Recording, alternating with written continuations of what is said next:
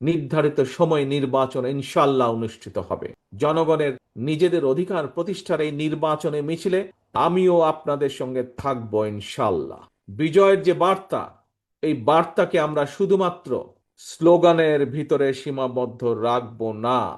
বিজয়ের সুফল প্রতিটি নাগরিকের ঘরে ঘরে পৌঁছে দিতে আসন্ন জাতীয় নির্বাচনে বাংলাদেশ জাতীয়তাবাদী দল বিএনপি বা ধানের শীষ আবারও জনগণের সহযোগিতা, সমর্থন এবং সুযোগ প্রত্যাশা করছে। কারণে অকারণে, শর্তের পর শর্ত জুড়ে দিয়ে কিংবা নানা অজুহাতে বাংলাদেশের স্বার্থ বিরোধী একটি চক্র নির্বাচন অনুষ্ঠানের পথে বারবার নানা রকম বিঘ্ন সৃষ্টির অপচেষ্টা তারা চালিয়ে যাচ্ছে, এখনো চলছে ক্ষেত্র বিশেষে।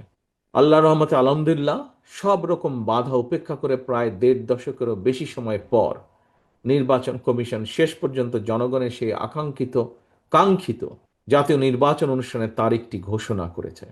তবে প্রিয় ভাই বোনেরা, সতর্ক থাকতে হবে, ষড়যন্ত্র কিন্তু এখনো থেমে নেই। গণতন্ত্রের পক্ষে সাহসী সন্তান ওসমান হাদিকে গুলি করার যে ঘটনাটি, এটা কিন্তু সেই ষড়যন্ত্রের অংশ। কি ছিল ওসমান হাদির অপরাধ? একজন রাজনৈতিক কর্মী হিসাবে আমার মনে যে প্রশ্নগুলি দেখা দিয়েছে, এই কয়েকটি প্রশ্নের জবাবের মধ্যেই আমার মনে হয় গণতান্ত্রিক আমি জনগণের সামনেও এই যে এই ঘাতকদের চরিত্র স্পষ্ট হয়ে উঠবে। আমার মনে একজন রাজনৈতিক কর্মী হিসাবে যেই প্রশ্নগুলো দেখা দিয়েছে, এক, বর্তমান অন্তর্বর্তীকালীন সরকার বা সরকারকে যদি ব্যর্থ করা যায়, কারা তাহলে খুশি হবে? দুই, নির্বাচন ছাড়াই বর্তমান অন্তর্বর্তীকালীন সরকারকে বহাল রাখা গেলে কারা লাভবান হবে? তিন, দেশে জনগণের ভোটে জনগণের সরকার প্রতিষ্ঠিত না হলে কাদের লাভ? প্রিয় ভাই বোনেরা, আমি বিশ্বাস করি এসব প্রশ্নের জবাবের মধ্যেই হাদির ঘাতকেরা লুকিয়ে রয়েছে। স্বাধীনতা প্রিয় গণতান্ত্রিকামী জনগণের শত্রুরা ঘাপটি মেরে রয়েছে এইসব প্রশ্নের ভেতর। প্রিয় ভাই বোনেরা, সম্মানিত উপস্থিতিবৃন্দ, প্রিয় নেতৃবৃন্দ, আমি বিজয় দিবসের এই গৌরবজনক সময় দৃঢ়ভাবে বলতে চাই, যারা স্বাধীনতা প্রিয় গণতান্ত্রিকামী জনগণকে ভয় দেখাতে চায়, তার অবশ্যই ব্যর্থ হবে ইনশাল্লাহ। ভয়ের কোনো কারণ নেই।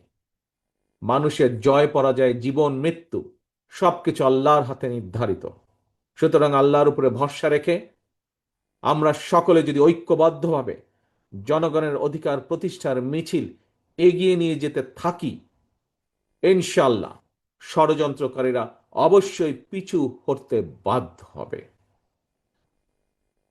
১৯৭১ সালে প্রমাণিত হয়েছে, ২০২৪ সালে প্রমাণিত হয়েছে, ১৯৭৫ সালের ৭ই নভেম্বর ৯০-এ স্বৈরাচার বিরোধী আন্দোলন, প্রতিটি আন্দোলন সংগ্রামে প্রমাণিত হয়েছে, জনগণ ঐক্যবদ্ধ থাকলে জনতার বিজয় কেউ ঠেকিয়ে রাখতে পারে না।